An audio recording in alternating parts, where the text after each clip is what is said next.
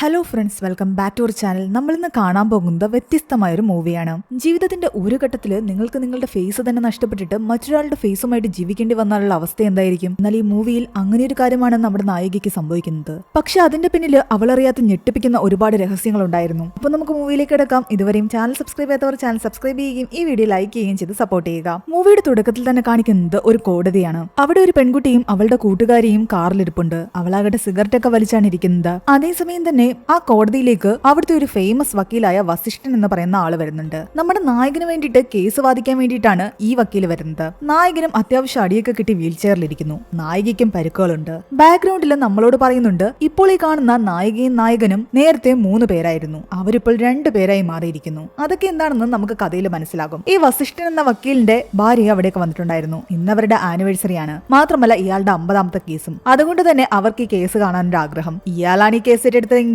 എന്തായാലും അയാളുടെ കക്ഷി തന്നെയായിരിക്കും ജയിക്കുന്നതെന്ന് കോടതി വരാന്തയിൽ നിന്ന് പലരും പറയുന്നു. ഇനി നമുക്ക് നമ്മുടെ നായകന്റെയും നായികയുടെയും കഥയിലേക്ക് കടക്കാം. ഒരു വർഷത്തിന് മുൻപുള്ള കഥയാണ്. നമ്മുടെ നായകനായ രാജാകട്ടെ ഒരു പ്ലാസ്റ്റിക് സർജൻ ആയിരുന്നു. അവന്റെ കൂട്ടുകാരനും ഡോക്ടറുമായ സത്യയും അവന്റെ കൂടെ തന്നെ അവന്റെ ഹോസ്പിറ്റലാണ് വർക്ക് ചെയ്യുന്നത്. അങ്ങനെ ഒരു ദിവസം ഇവരുടെ ഹോസ്പിറ്റലിലേക്ക് ഒരു കേസ് വരുന്നുണ്ട്. ഒരാളുടെ തലയിൽ ഫോർക്ക് കുത്തിക്കയറ്റി എന്ന് പറഞ്ഞിട്ട്. ആ ഫോർക്ക് കുത്തിക്കയറ്റിയ പെൺകുട്ടി തന്നെയാണ് അയാളെ കൊണ്ട് ഹോസ്പിറ്റലിലേക്ക് വരുന്നത്. അവളുടെ പേര് മായ എന്നാണ്. മായ രാജിനെ കണ്ട ഉടനെ തന്നെ അവനെ കെട്ടിപ്പിടിക്കുന്നുണ്ട്. നിനക്കിന്നെ ഓർമ്മയില്ല, ഞാൻ നിന്റെ പഴയ ക്ലാസ്മേറ്റ് ആണെന്ന് പറയുന്നു. രാജ് പെട്ടെന്ന് ആകെ കൺഫ്യൂസ്ഡ് ആകുന്നുണ്ട്. എന്നിട്ടാണ് ഓർത്തെടുക്കുന്നത്, ശരിക്കും ഇയാളുടെ തലയിൽ നീ എന്തിനാ ഫോർക്ക് കുത്തിക്കയറ്റിയെന്ന് ചോദിക്കുമ്പോൾ അവള് പറയുന്നുണ്ട്, താൻ ഒരു തിരക്കഥാകൃത്താണെന്നും ഒരു സ്ക്രിപ്റ്റ് പറഞ്ഞ് ഏൽപ്പിക്കാൻ വേണ്ടിയിട്ട് ഇയാളുടെ അടുത്ത് പോയപ്പോൾ ഇയാളിനെ കൂടെ കിടക്കാൻ വിളിച്ചുവെന്ന്. അങ്ങനെയാണ് ഇവൾ ഇത് ഇയാളോട് ചെയ്തത്. എന്താണെങ്കിൽ ആ കേസ് ഞാൻ ഹാൻഡിൽ ചെയ്തോളാമെന്ന് രാജ് പറയുന്നു. പഴയ ഫ്രണ്ടിനെ തിരിച്ചു കിട്ടിയ സന്തോഷമായിരുന്നു മായയ്ക്ക്. അവളാകട്ടെ നല്ല മോഡേൺ ആയിട്ടുള്ള ഗേള്. സിഗരറ്റ് വലിക്കുകയും മദ്യപിക്കുകയും ഒക്കെ ചെയ്യും. ഇപ്പൊ നിന്നെ പോലുള്ള പെമ്പിള്ളാരെ കിട്ടാൻ ഈസിയാണ്, പക്ഷെ അടക്കോ ഒതുക്കൊള്ള ഒരു പെൺകുട്ടിയെ കണ്ടുപിടിക്കാനാണ് പാടെന്നും സത്യ അവളോട് പറയുന്നു. ആ സമയത്ത് രാജ് ഒരു പെൺകുട്ടിയുടെ ഫോട്ടോ നോക്കി നിൽക്കുകയായിരുന്നു.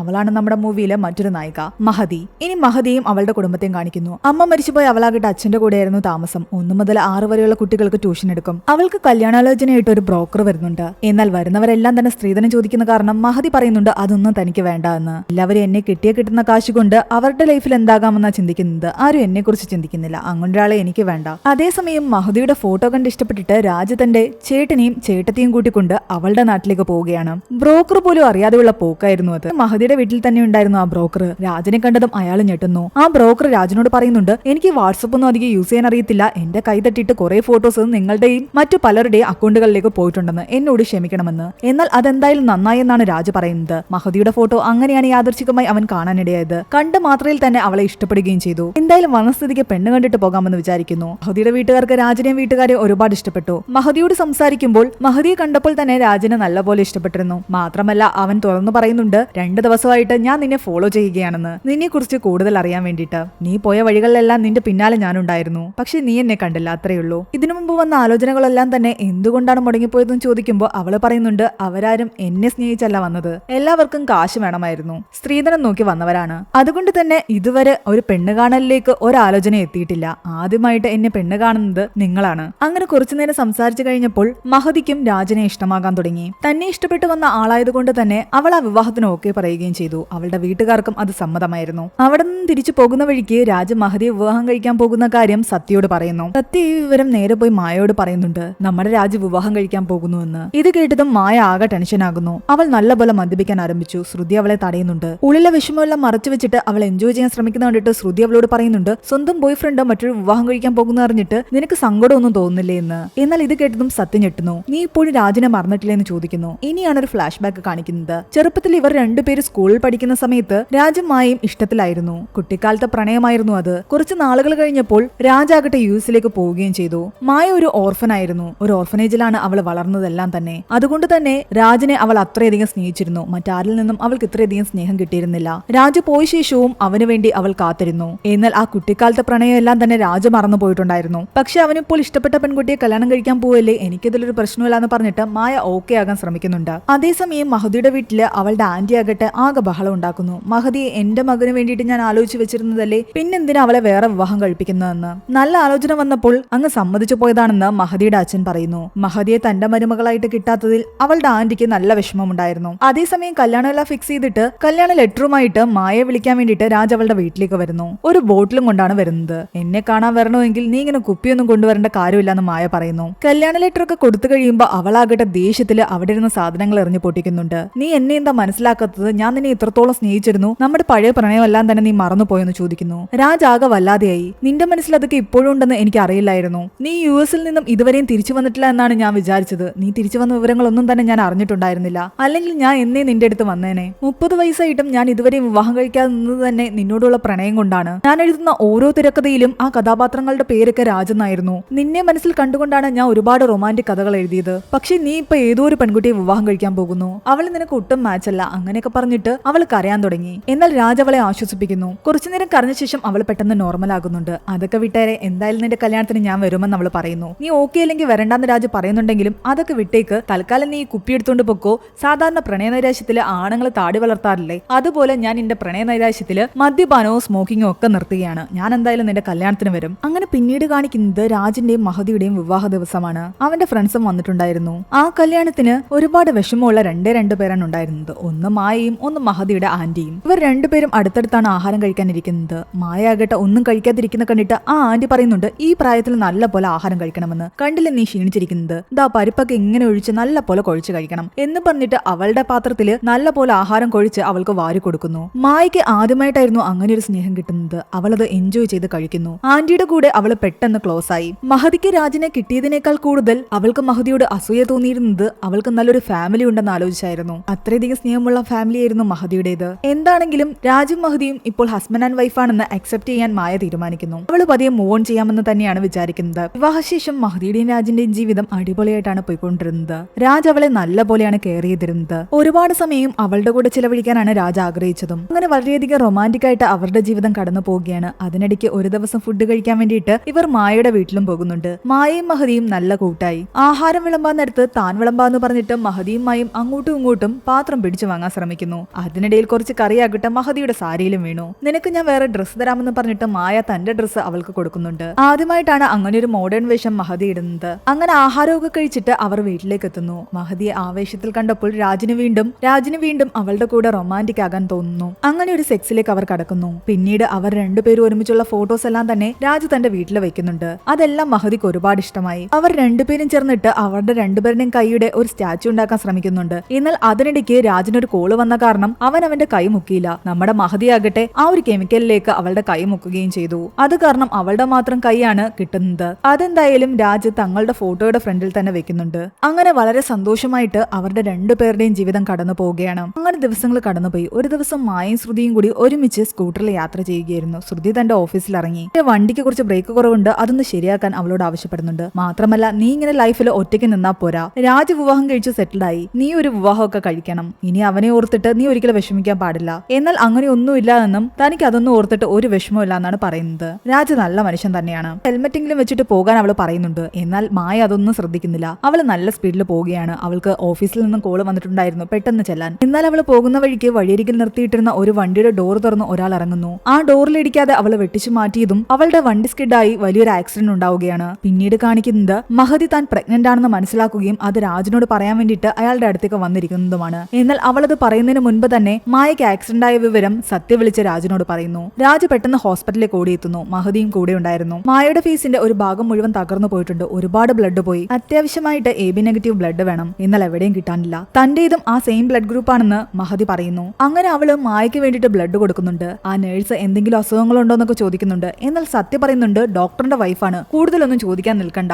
എന്നാലും ആ നേഴ്സ് ചോദിക്കുന്നുണ്ട് നിങ്ങൾ പ്രഗ്നന്റ് ഒന്നും അല്ലല്ലോ എന്ന്. അതെന്താ പ്രഗ്നന്റ് ആണെങ്കിൽ എന്തെങ്കിലും ഇഷ്യൂ ഉണ്ടോ എന്ന് ചോദിക്കുമ്പോൾ ആ നേഴ്സ് പറയുന്നുണ്ട് പ്രഗ്നൻസി ടൈമിൽ അങ്ങനെ ആരും ബ്ലഡ് കൊടുക്കാറില്ല, അത് കുഞ്ഞിനെ ബാധിക്കും. മാത്രമല്ല നിങ്ങൾ ഒരുപാട് വീക്ക് ആവുകയും നിങ്ങളുടെ മസിൽ സ്ട്രെങ്തും ബോൺ സ്ട്രെങ്തും എല്ലാം കുറഞ്ഞിട്ട് നിങ്ങളുടെ ആരോഗ്യനില തന്നെ തകരും. എന്നാലും മായയെ രക്ഷിക്കാൻ വേണ്ടിയിട്ട് അവൾ തന്റെ പ്രഗ്നൻസി ന്യൂസ് എല്ലാം മറച്ചു വെച്ചിട്ട് ബ്ലഡ് കൊടുക്കുന്നു. അതിനുശേഷം മായയെ കാണാൻ വേണ്ടിയിട്ട് അവര് പോയപ്പോൾ അവളുടെ ഫേസ് കണ്ടിട്ട് മഹതി നല്ലപോലെ പേടിക്കുന്നു. പുറത്തേക്കിറങ്ങിയ അവളാകട്ടെ തലകറങ്ങി വീഴുന്നുണ്ട്. ബ്ലഡ് കൊടുത്തതിന്റെ ക്ഷീണമായിരിക്കുമെന്നാണ് രാജൻ സത്യം വിചാരിക്കുന്നത്. തൽക്കാലം അവളെ വീട്ടിലേക്ക് കൊണ്ടുപോകുന്നു. എന്നാൽ മഹതി പറയുന്നുണ്ട് എനിക്ക് കുഴപ്പമൊന്നുമില്ല, ഞാനിവിടെ തന്നെ റെസ്റ്റ് എടുത്തോളാം, നിങ്ങൾ ഇപ്പോൾ മായയുടെ കൂടെ വേണം അവിടേക്ക് പോയിക്കൊള്ളാൻ. അവൾ അപ്പോഴും തന്റെ പ്രഗ്നൻസി ന്യൂസ് അവനോട് പറഞ്ഞിട്ടുണ്ടായിരുന്നില്ല. പിറ്റേന്ന് രാവിലെ രാജാകട്ടെ അവളെ വിളിച്ച് പറയുന്നുണ്ട് ബ്ലഡ് കൊടുത്ത സ്ഥിതിക്ക് നീ നല്ല ഡീഹൈഡ്രേറ്റഡ് ആയിരിക്കും, അതുകൊണ്ട് നല്ല പോലെ വെള്ളം കുടിക്കണമെന്ന്. ഞാൻ ഇപ്പൊ കുടിച്ചേ ഉള്ളൂ എന്ന് അവൾ പറയുന്നു. എന്നാൽ നമുക്ക് വീട്ടിൽ വന്ന ശേഷം സംസാരിക്കാമെന്നാണ് അവൻ പറയുന്നത്.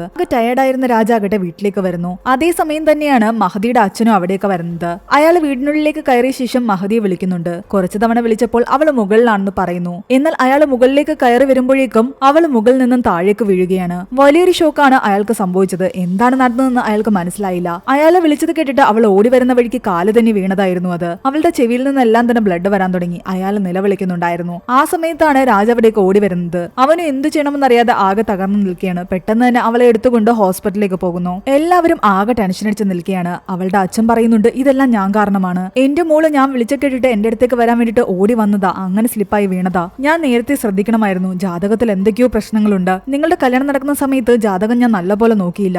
എന്നാൽ ഇതൊക്കെ ജാതകത്തിന്റെ പ്രശ്നമാണെന്ന് പറയുന്ന കേട്ട് രാജിന് ദേഷ്യം വരുന്നുണ്ട്. നിങ്ങൾ ഇവിടെ നിന്ന് പൊയ്ക്കോ, നിങ്ങളുടെ മകളെ എന്തായാലും ഒരു കുഴപ്പമില്ലാതെ ഞാൻ നിങ്ങളുടെ മുൻപിൽ കൊണ്ടുവരുമെന്നാണ് രാജ് പറയുന്നത്. അങ്ങനെ അവളുടെ അച്ഛനെ അവിടെ നിന്നും പറഞ്ഞു വിടുന്നു. അതേസമയം അവൾ പ്രഗ്നന്റ് ആയിരുന്നു എന്ന് മനസ്സിലാക്കിയ ഒരു ഡോക്ടറാകട്ടെ ആ നേഴ്സിനെ വിളിച്ചിട്ട് കുറെ വഴക്ക് പറയുന്നുണ്ട്. താൻ ചോദിച്ചതാണെന്നും അവര് പ്രഗ്നന്റ് അല്ലാന്ന് പറയുകയും ചെയ്തതുമാണ്. മാത്രമല്ല കൂടുതൽ ടെസ്റ്റ് ചെയ്യാൻ വേണ്ടിയിട്ട് സത്യം സമ്മതിച്ചതുമില്ല. ഡോക്ടറിന്റെ വൈഫാണ്, വേറെ പ്രശ്നങ്ങളൊന്നും ഇല്ലാന്ന് പറഞ്ഞു. എന്നാലും ടെസ്റ്റ് ചെയ്യേണ്ടത് നിങ്ങളുടെ ഉത്തരവാദിത്വമായിരുന്നു എന്ന് ആ ഡോക്ടർ നേഴ്സിനോട് പറയുന്നുണ്ട്. നേഴ്സ് ആകെ കരച്ചില്. രാജാകട്ടെ അവിടേക്ക് കയറി വന്നപ്പോൾ ഡോക്ടർ പറയുന്നുണ്ട്, നിങ്ങൾ എല്ലാം കേൾക്കാൻ തയ്യാറായിരിക്കണം, മഹതി ഇപ്പോൾ ജീവനോടെ ഇല്ല എന്ന്. അത് കേട്ടതും രാജ് ഞെട്ടി. അവള് പ്രഗ്നന്റ് ആയിരുന്നു. അവൻ ആകെ ഷോക്കായി. പക്ഷെ ആ ഒരു സത്യം അവൻ അക്സെപ്റ്റ് ചെയ്തെങ്കിലേ പറ്റൂ. അവൻ ആകെ തകർന്നിരിക്കുകയാണ്. മായയുടെ ജീവൻ രക്ഷിക്കാൻ വേണ്ടിയിട്ട് പ്രഗ്നന്റ് ആണെന്ന് അറിഞ്ഞിട്ട് പോലും അവൾ അതെല്ലാം മറന്നിട്ട് മായയ്ക്ക് വേണ്ടി ബ്ലഡ് കൊടുത്തിരിക്കുന്നു. അപ്പോൾ മായയെങ്കിലും നമുക്ക് രക്ഷിച്ചെങ്കിലേ പറ്റൂ. എന്റെ ലൈഫിൽ രണ്ട് ഇമ്പോർട്ടന്റ് ആയിട്ടുള്ള വ്യക്തികളാണ് അവർ രണ്ടുപേരും. അതുകൊണ്ട് മായയ്ക്ക് ഇപ്പോൾ ഒരു ഫേസിന്റെ ആവശ്യമുണ്ട്. അവളുടെ തകർന്നു പോയ മുഖത്തിന് പകരമായിട്ട് മഹതിയുടെ മുഖം കൊടുക്കാനാണ് രാജ് തീരുമാനിക്കുന്നത്. മഹതിക്ക് വേണ്ടിയും മായയ്ക്ക് വേണ്ടിയും എനിക്ക് ഇതെങ്കിലും ചെയ്തെങ്കിലേ പറ്റൂ. അങ്ങനെ മഹതിയുടെ വീട്ടുകാർ പോലും അറിയാതെ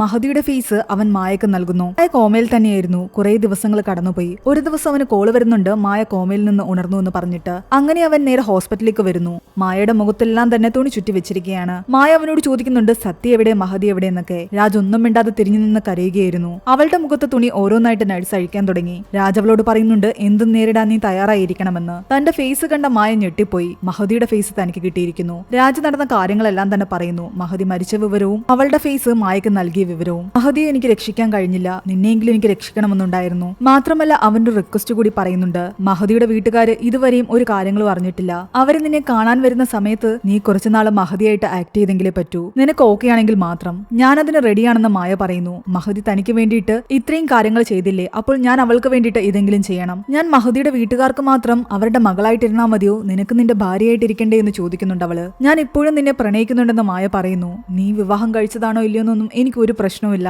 ദേവ് എനിക്ക് തന്ന രണ്ടാമത്തെ ചാൻസ് ആണിത്. എനിക്ക് ഇനിയും നിന്നെ വിട്ടുകളയാൻ വയ്യാന്നാണ് മായ പറയുന്നത്. അതിനെപ്പറ്റിയൊക്കെ നമുക്ക് പിന്നീട് സംസാരിക്കാമെന്ന് രാജു പറയുന്നു. ഞാനിപ്പോ ഒന്നിനും തയ്യാറല്ല. മഹതിയുടെയും മായയുടെയും ജീവിതം ദൈവം ഇപ്പോഴല്ല കണക്ട് ആക്കിയത്, ചെറുപ്പത്തിൽ തന്നെ അവരെ കണ്ടുമുട്ടിച്ചിട്ടുണ്ട്. ഒരു കലോത്സവ വേദിയിൽ വെച്ചിട്ട് സീതയായി വേഷം ധരിച്ചു നിൽക്കുകയായിരുന്നു മഹതി. അന്നവളുടെ അമ്മ ജീവനോടെയുണ്ട്. അവളെ ഒരുക്കി നല്ലപോലെ നിർത്തുന്ന സമയത്ത് തൊട്ടപ്പുറത്ത് മറ്റൊരു പെൺകുട്ടി സീതയായി വേഷം ധരിച്ചിരുന്ന് കരയുന്നുണ്ടായിരുന്നു. അത് നമ്മുടെ മായയായിരുന്നു. എന്തു പറ്റിയെന്ന് മഹതി പോയി ചോദിക്കുമ്പോ, സീതയായി വേഷം കിട്ടുമ്പോൾ ആഭരണങ്ങളൊക്കെ ഇടേണ്ടിരുന്നില്ലേ, ആ ബാഗ് ആരും എടുത്തുകൊണ്ടുപോയി. അതൊന്നും ഇല്ലാതെ ഞാൻ എങ്ങനെ സ്റ്റേജിൽ കയറും. അവളുടെ വിഷമം കണ്ടിട്ട് കഷ്ടം തോന്നിയ മഹതിയാകട്ടെ തന്റെ കയ്യിലുണ്ടായിരുന്ന വളകൾ ഓരോന്നായി ഊരി അവളുടെ അമ്മയുടെ കയ്യിൽ കൊടുക്കുന്നു. അമ്മ ഇത് ഇവൾക്ക് ഇട്ടുകൊടുക്കാൻ പറയുന്നുണ്ട്. അങ്ങനെ ഇവർ പരസ്പരം പരിചയപ്പെടുന്നുമുണ്ട്. അവിടുത്തെ ഒരു ക്രിസ്ത്യൻ ഓർഫനേജിലായിരുന്നു മായ ഫെർണാണ്ടസ് എന്ന നമ്മുടെ മായ വളർന്നത്. രാജമായയെ തന്റെ വീട്ടിലേക്ക് കൂട്ടിക്കൊണ്ടുവരുന്നു. പതിയെ പതിയെ അവൾ റിക്കവറായി വരികയായിരുന്നു. മഹതിയുടെ ഫീസുള്ള മായയെ പതിയെ രാജും പ്രണയിക്കാൻ ആരംഭിച്ചു. അങ്ങനെ ക്രിസ്ത്യൻ ആചാരപ്രകാരം മറ്റാരും അറിയാതെ അവർ രണ്ടുപേരും വിവാഹം ചെയ്യുന്നു.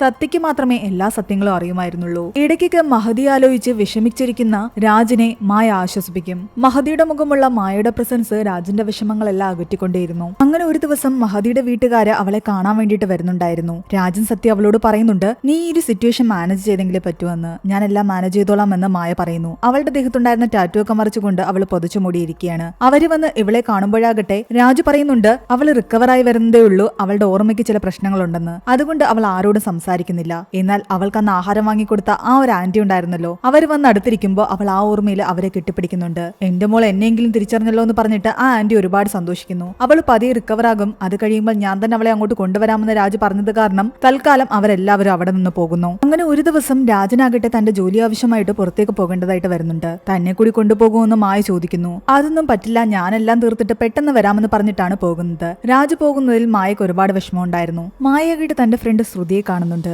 താൻ പുതിയൊരാളോട് സംസാരിക്കുന്ന പോലെയാണ് തോന്നുന്നതെന്ന് ശ്രുതി പറയുന്നു. നീ എത്രയൊക്കെ രാജന്റെ കൂടെ ജീവിക്കാൻ ശ്രമിച്ചാലും രാജ എന്നും രാവിലെ കാണുന്നത് അവന്റെ വൈഫിന്റെ മുഖമാണ്. അവന്റെ ലൈഫിൽ ഒന്നും തന്നെ മാറിയിട്ടില്ല. അതേ വീട്, അതേ ഭാര്യയുടെ മുഖം, അതേ ഭാര്യയുടെ മുഖത്തേക്ക് നോക്കി തന്നെയാണ് അവൻ സംസാരിക്കുന്നതും അവൾക്ക് തന്നെയാണ് അവൻ ചുംബനങ്ങൾ കൊടുക്കുന്നതും. അവന്റെ ലൈഫിൽ ഇപ്പോഴും മഹതിയുണ്ട്. പക്ഷെ നിന്റെ സ്പേസ് എവിടെയാണെന്ന് ശ്രുതി ചോദിക്കുന്നു. എന്നാൽ മായ പറയുന്നുണ്ട് തനിക്ക് അതിലൊന്നും ഒരു പ്രശ്നമില്ലാന്ന്. അവൻ മഹദിയാണ് സ്നേഹിക്കുന്നതെങ്കിൽ അങ്ങനെ ആയിക്കോട്ടെ, പക്ഷെ ആ സ്നേഹം ലഭിക്കുന്നത് എനിക്കാണല്ലോ. മഹദിയായിട്ട് ജീവിക്കാൻ പോലും ഞാൻ തയ്യാറാണ്. എന്റെ ലൈഫിൽ അവന്റെ സ്നേഹം മാത്രമാണ് എനിക്ക് വേണ്ടത്. മായ എല്ലാം പ്രാക്ടിക്കലായിട്ട് കാണുന്ന കണ്ടപ്പോൾ ശ്രുതിക്ക് തന്നെ അത്ഭുതം തോന്നി. അവൾക്ക് മഹദിയോട് ബഹുമാനമായിരുന്നു. ആ മഹദിയായിട്ട് ജീവിക്കുന്നതിൽ അവൾക്ക് ഒരു തെറ്റും തോന്നിയതുമില്ല. അതുകൊണ്ട് തന്നെ അവൾ മഹദിയുടെ ഫോട്ടോ നോക്കി അവളോട് കുറെ നേരം സംസാരിക്കാറുണ്ട്. അവളെ പോലെ സാരി ഉടുക്കുകയും അവളിട്ടിരുന്ന ആ താലി അണിയുകയും ഒക്കെ ചെയ്യുന്നുണ്ട്. എന്നിട്ട് ആ ഫോട്ടോസ് ഒക്കെ എടുത്ത് രാജിന് അയച്ചു കൊടുക്കുന്നു. രാജിനെ വീഡിയോ കോളും ചെയ്യുന്നുണ്ട്. എന്നാൽ രാജ് പറയുന്നുണ്ട്, നീ എന്തിനാ മഹദിയുടെ വേഷമൊക്കെ എടുത്തിട്ടിരിക്കുന്നതെന്ന്. നീ മഹദിയാകാനൊന്നും ശ്രമിക്കേണ്ട, നീയായിട്ടിരുന്നാ മതി. മഹദിയാകാനുള്ള ശ്രമത്തിനിടയിൽ എനിക്ക് മായ നഷ്ടപ്പെടാൻ പാടില്ല എന്ന്. അവൻ അങ്ങനെ പറയുന്ന കേട്ടപ്പോൾ മായയ്ക്ക് ഒരുപാട് സന്തോഷം തോന്നി. ഫോൺ കട്ട് ചെയ്ത ശേഷം വേറെ സാരികളൊക്കെ നോക്കിക്കൊണ്ട് നിൽക്കുകയായിരുന്നു മായ.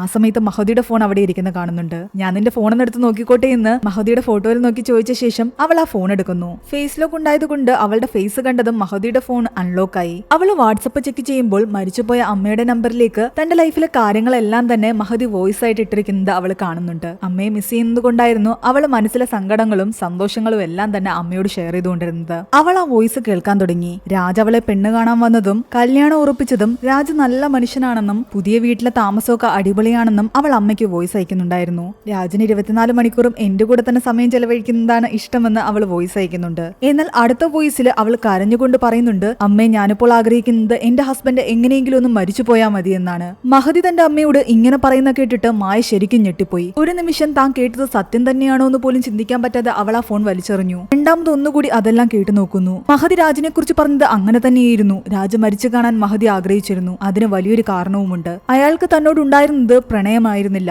24 മണിക്കൂറും അയാൾ തന്റെ കൂടെ ഇരിക്കാൻ ആഗ്രഹിച്ചത് അവളോടുള്ള സ്നേഹം കൊണ്ടായിരുന്നില്ല. അയാൾ ഒരു സെക്സ് അഡിക്റ്റ് ആയിരുന്നു. എപ്പോഴും അവളുടെ ശരീരം മാത്രമായിരുന്നു അയാൾക്ക് ആവശ്യം. അവൾ എവിടെയാണോ ഇരിക്കുന്നത്, എന്താണോ ചെയ്യുന്നത് എന്നൊന്നും അവൻ നോക്കാറില്ലായിരുന്നു. പൂജാമുറിയിൽ ഇരിക്കുന്ന അവളെ പോലും അവിടെ വെച്ച് ബലാത്കാരമായിട്ട് സെക്സിന് അവൻ നിർബന്ധിക്കാൻ തുടങ്ങി. പീരീഡ്സ് ആണെന്ന് പോലും നോക്കാതെ ആ സമയത്തും അവളെ സെക്സിന് നിർബന്ധിച്ചു. കൈകൾ കെട്ടിയിട്ടിട്ടും സെക്സ് വൈകൃതങ്ങൾ അവളുടെ കൂടെ ചെയ്തു. ദിവസവും ഈ ടോർച്ചർ സഹിച്ചായിരുന്നു മഹദി ജീവിച്ചുകൊണ്ടിരുന്നത്. അവസാനം അവൾ തടുക്കാൻ തുടങ്ങി. എനിക്കിത് പറ്റില്ല എന്ന് പറയുന്നു. അങ്ങനെ പറഞ്ഞ് അറിയാതെ അവളുടെ കൈ അവന്റെ മുഖത്ത് കൊള്ളുന്നുണ്ട്. നീ എന്നെ അടിക്കാറായോ എന്ന് ചോദിച്ചിട്ട് അവളുടെ കഴുത്ത് ഞെരിക്കുമായിരുന്നു രാജ്. ഈ 4 ചുവരിനുള്ളിൽ താൻ എന്താണ് അനുഭവിക്കുന്നതെന്ന് പുറത്ത് ആർക്കും അറിയില്ല. ഈ ചുവര് തകർന്ന് അയാളുടെ ദേഹത്ത് വീണ് അയാൾ മരിച്ചു പോയിരുന്നെങ്കിൽ എന്ന് താൻ ആഗ്രഹിക്കുകയാണെന്നും മഹദി പറയുന്നുണ്ട്. രാജിൽ നിന്നും മഹദി അനുഭവിച്ച ഈ കാര്യങ്ങളെല്ലാം കേട്ട മായ ആകെ തകർന്നിരിക്കുകയായിരുന്നു. രാജ് അവളോട് ചെയ്ത ഈ ക്രൂരതകളെല്ലാം കേട്ടിട്ട് അവനോട് പകരം വീട്ടാൻ മായയ്ക്ക് തോന്നുന്നു. അവൾ ഒരു പ്ലാൻ ഇടുന്നുണ്ട്. അവൾ ആദ്യം സത്യയെ വീട്ടിലേക്ക് വിളിക്കുന്നുണ്ട്. രാജില്ലാത്ത സ്ഥിതിക്ക് നിന്റെ കൂടെ ഇരുന്ന് മദ്യപിക്കാന്ന് വിചാരിച്ചിട്ടാ ഞാൻ നിന്നെ വിളിച്ചതെന്ന് പറയുന്നു.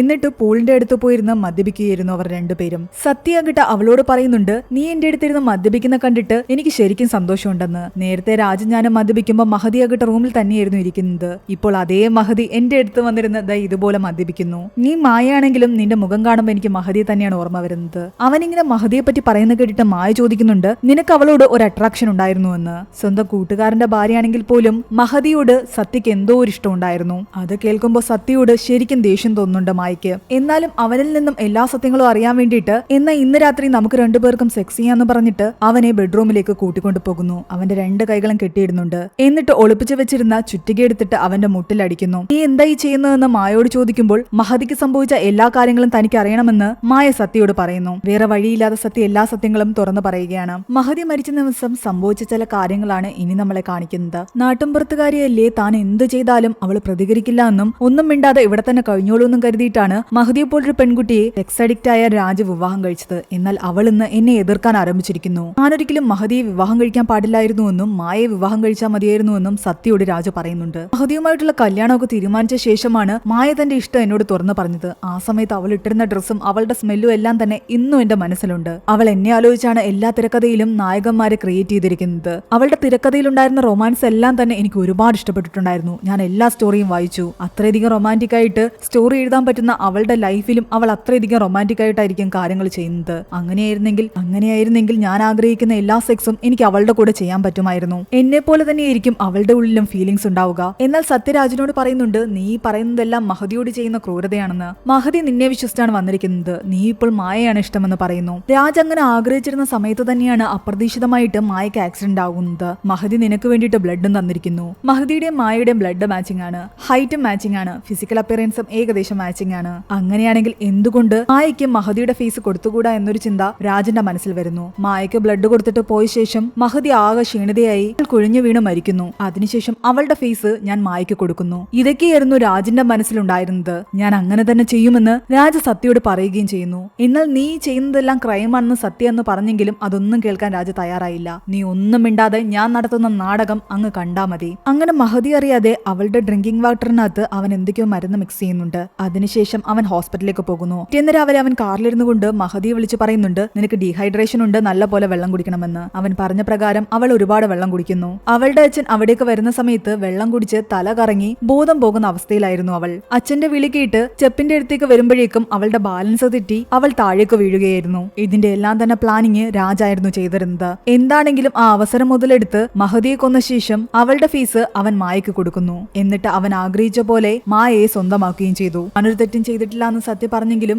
മഹതി പറയുന്നുണ്ട്, നിന്നെ ഞാൻ വെറുതെ വിടില്ല എന്ന്. ഇതെല്ലാം തന്നെ ഞാൻ റെക്കോർഡ് ചെയ്ത് വെച്ചിട്ടുണ്ട്. ഇനി ഞാൻ നടത്തുന്ന നാടകം നീ കണ്ടു നിന്നാ മതി. ഒരു കാര്യവും ആരോടും പറയാൻ പാടില്ല. വേറെ വഴിയില്ലാതെ സത്യ അവൾ പറയുന്നതെല്ലാം തന്നെ അംഗീകരിക്കുന്നു. രാജനോട് ഒന്നും പറയാനോ അവൻ നിന്നില്ല. അവിടെ നിന്നും പോയി. മായ മഹതിയുടെ ഫോട്ടോയുടെ മുൻപിൽ വന്നു നിന്നുകൊണ്ട് അവൾക്ക് വാക്കു കൊടുക്കുന്നുണ്ട്. നീ നിന്റെ ജീവിതം എനിക്ക് വേണ്ടി തന്നു, അതിന് പകരമായിട്ട് നിനക്ക് വേണ്ടിയുള്ള റിവഞ്ച് ഞാൻ എടുത്തിരിക്കും. അങ്ങനെ പിറ്റേന്ന് രാജ തിരിച്ചു വരുന്ന ദിവസമായിരുന്നു. അവനറിയാതെ അവിടെ ഒരു ക്യാമറ ഇൻസ്റ്റാൾ ചെയ്യുകയാണ് അവൾ. എന്നിട്ട് രാജനെ ഫോൺ ചെയ്തിട്ട് സംസാരിക്കുന്നുണ്ട്. ഞാൻ ഇപ്പൊ തന്നെ വരുമെന്ന് രാജു പറയുമ്പോൾ അവള് പറയുന്നുണ്ട്, ഞാൻ നല്ല മൂഡിലിരിക്കുകയാണ്, നീ വന്നു കഴിയുമ്പോ തന്നെ പരിപാടികൾ തുടങ്ങിക്കൊള്ളാൻ. പക്ഷെ ഞാൻ ആദ്യം നോ പറയും, വീണ്ടും നീ അതിന് ശ്രമിക്കണം. ഞാൻ വീണ്ടും നോ പറയും, നീ കുറച്ച് വൈൽഡ് ആകണം. അവൾ പറയുന്ന കേട്ടപ്പോ അവൻ ആകെ ത്രില്ലായി. അവൻ ആഗ്രഹിക്കുന്നതും അത് തന്നെയായിരുന്നു. എന്നാൽ അവൾ അതെല്ലാം പ്ലാൻ ചെയ്താണ് പറയുന്നത്. അവൻ തന്നോട് ചെയ്യുന്ന കാര്യങ്ങളെല്ലാം തന്നെ ആ ക്യാമറയിൽ റെക്കോർഡാക്കണം. അതായിരുന്നു അവളുടെ ഉദ്ദേശം. ഒരു ചുറ്റിക കൂടി അവിടെ തയ്യാറാക്കി വെച്ചിട്ടുണ്ടായിരുന്നു. എന്നിട്ട് തനിക്ക് പീരീഡ്സ് ആണെന്ന് കാണിക്കാൻ വേണ്ടിയിട്ട് ആ ക്യാമറ ഓൺ ചെയ്ത ശേഷം അവൾ പാഡെല്ലാം എടുത്തിട്ട് അവിടെ വെക്കുന്നു.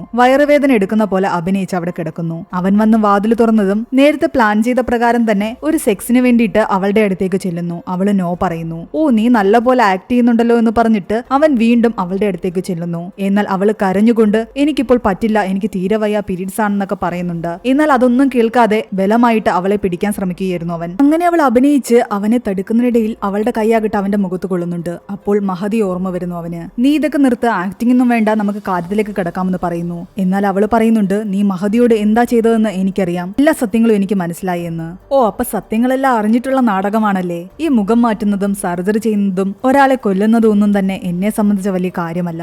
ഞാനിപ്പോ ഈ ചെയ്ത ഈ സർജറി ഉണ്ടല്ലോ, അത് പുറം ലോകം അറിഞ്ഞിരുന്നെങ്കിൽ എനിക്ക് ഒരുപാട് അവാർഡുകൾ കിട്ടിയേനെ. പക്ഷെ ആരോടും പറയാതെ രഹസ്യമായിട്ട് ഇത് ചെയ്യേണ്ടി വന്നു. കാരണം മഹതിയുടെ വീട്ടുകാരല്ലെങ്കിൽ ഇതറിയും. ലോകം അറിഞ്ഞിരുന്നെങ്കിൽ ഒരുപാട് പ്രശംസ ലഭിക്കേണ്ട ഈ ഒരു കാര്യം നിനക്ക് വേണ്ടി ഞാൻ ചെയ്തതിൽ നിനക്കതിന്റെ നന്ദി ഉണ്ടാകണം. നിനക്കവളുടെ ഫേസ് തന്നിട്ട് അവളുടെ മൃതദേഹം ഒരു ചുടുകാട്ടിൽ കൊണ്ട് ഞാൻ കുഴിച്ചിട്ടു. എന്നാൽ അവള് പറയുന്നുണ്ട്, നിന്റെ സത്യങ്ങളെല്ലാം പുറം ലോകം അറിയാൻ പോവുകയാ, ഞാൻ പോലീസിനെ വിളിച്ചിട്ടാണ് നിൽക്കുന്നത്, അതുകൊണ്ട് ഇനിയുള്ള ജീവിതം നിനക്ക് ജയിലിൽ കിടക്കാം. ഇത് കേട്ട് ദേഷ്യം വന്നിട്ട് രാജാകട്ട അവിടെ ഇരുന്ന ഫ്ലവറൈസ് എടുത്തിട്ട് അവളുടെ തലക്കടിക്കുന്നു. അവളുടെ തലയിൽ നിന്ന് ചോര വരുന്നുണ്ടായിരുന്നു. എന്താണെങ്കിൽ നീ ഇത്രയൊക്കെ ചെയ്തു, വന്ന കാര്യം നടത്താതെ ഞാൻ എന്തായാലും ഇവിടെ നിന്ന് പോകില്ല എന്ന് പറഞ്ഞിട്ട് അവളെ വീണ്ടും റേപ്പ് ചെയ്യാൻ ശ്രമിക്കുന്നു. അവൾ അവിടെ വെച്ചിരുന്ന ചുറ്റിക എടുത്തിട്ട് അവന്റെ തലക്കടിക്കുന്നു. തറയിൽ വീണ അവൻ പറയുന്നുണ്ട്, നീ എന്തൊക്കെയാണ് ഈ ചെയ്യുന്നതെന്ന്, നിനക്ക് വേണ്ടി എന്തൊക്കെ ചെയ്തു, നീ ജീവനോട് ഇരിക്കുന്നത് തന്നെ ഞാൻ കാരണമാണ്. ആ സർജറി ചെയ്തില്ലായിരുന്നെങ്കിൽ നിനക്ക് നിന്റെ മുഖം കണ്ണാടിയിൽ പോലും നോക്കാൻ പറ്റില്ലായിരുന്നു. ഇത്രയൊക്കെ ചെയ്ത എന്നോട് നീ ഇങ്ങനെയാണോ പെരുമാറേണ്ടതെന്ന് അവൻ ചോദിക്കുന്നു. എന്നാൽ അവള് പറയുന്നുണ്ട്, തനിക്ക് അതൊന്നും കേൾക്കണ്ടെന്ന്. മഹതിയോട് നീ ചെയ്ത ക്രൂരതയ്ക്കെല്ലാം തന്നെ നീ അനുഭവിക്കും, എല്ലാം ഇവിടെ റെക്കോർഡായിട്ടുണ്ട്. അതും പറഞ്ഞിട്ട് അവന്റെ തലയ്ക്ക് അവൾ ആഞ്ഞടിക്കുന്നു.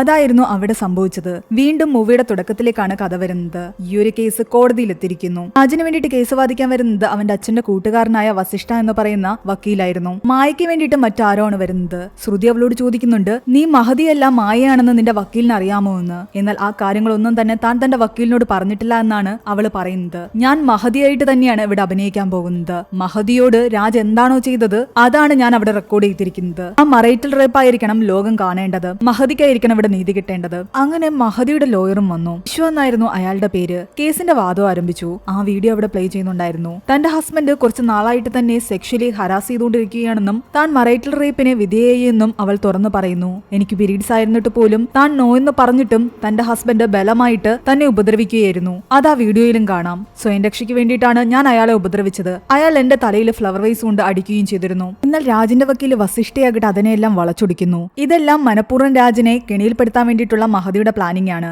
എന്റെ കക്ഷി പതിവ് പോലെ തന്റെ ഭാര്യയുടെ അടുത്ത് സ്നേഹത്തോടെയാണ് വന്ന് കെട്ടിപ്പിടിക്കുന്നതും കിസ് ചെയ്യാൻ ശ്രമിക്കുന്നതും ഒക്കെ. എന്നാൽ അവളാകട്ടെ അതെല്ലാം നിരസിക്കുകയും അവന്റെ ഫാമിലിയെ പറ്റി മോശമായിട്ട് സംസാരിക്കുകയും അവനെ പറ്റി ഓരോന്ന് പറയുകയും ചെയ്തു. ആ ദേഷ്യം സഹിക്കവയ്യാതെയാണ് അവിടുത്തെ ഫ്ലവർ വൈസ് എടുത്ത് അവൻ അടിച്ചത്. അതിലവന് ദുഃഖമുണ്ട്. അല്ലാതെ ഒരു രീതിയിലും തന്നെ മഹതിയെ അവൻ ഹറാസ് ചെയ്തിട്ടില്ല. മാരേജിനുള്ളിൽ നടക്കുന്നതും റേപ്പ് എന്ന് പറയുകയാണെങ്കിൽ അതൊരിക്കലും ശരിയല്ല എന്നും ഒരു ക്രിമിനല് ഒരു വിക്ടിമിനോട് ചെയ്യുന്നതാണ് ചെയ്യുന്നതാണ് റേപ്പ് എന്നും അല്ലാതെ ഒരു ഭാര്യ ഭർത്താവിനോട് ഇങ്ങനെ ചെയ്യുന്നത് ഒരു റേപ്പായിട്ട് പറയാൻ പറ്റില്ല എന്നും വിവാഹം പോലുള്ള പവിത്രമായ ബന്ധത്തില് റേപ്പ് എന്നൊരു വാക്ക് തന്നെ ഉപയോഗിക്കാൻ പാടില്ല എന്നും ആ വക്കീൽ പറയുന്നു. അതുകൊണ്ട് തന്നെ തന്റെ കക്ഷി ആ ഫ്ലവർ വേസ് വെച്ച് അടിച്ചതിന് ഇത് ഫൈൻ വേണമെങ്കിലും അടയ്ക്കാൻ തയ്യാറാണെന്നും ഈ കേസ് തള്ളിക്കളയണമെന്നും പറയുന്നു. എന്നാൽ മഹദിയുടെ വക്കീല് വാദിക്കുന്നുണ്ട്, ഭർത്താവ് ഭാര്യയോട് അവളുടെ അനുവാദമില്ലാതെ സെക്സിന് വേണ്ടിയിട്ട് നിർബന്ധിക്കുകയാണെങ്കിൽ പോലും അത് റേപ്പാണെന്ന്. അവൾ അതിൽ ക്ലിയർ ആയിട്ട് നോ എന്ന് പറയുന്നുണ്ട്. 8 മാസമായിട്ട് അവളെ ക്രൂരമായി അയാൾ പീഡിപ്പിച്ചുകൊണ്ടിരിക്കുകയാണ്. അവളുടെ ശാരീരികവും മാനസികവുമായ അവസ്ഥ നോക്കാതെ, അവൾക്ക് പീരീഡ്സ് ആണെന്ന് പോലും നോക്കാതെ, അവള് പൂജാമുറിയിലാണോ ഇരിക്കുന്നത് അതോ മറ്റെവിടെങ്കിലുമാണോ ഇരിക്കുന്നത് എന്നൊന്നും തന്നെ നോക്കാതെ എപ്പോഴും സെക്സിന് വേണ്ടിയിട്ട് അവളെ ഇങ്ങനെ ചൂഷണം ചെയ്തുകൊണ്ടേയിരുന്നു. ഇത് റേപ്പ് തന്നെയാണ്.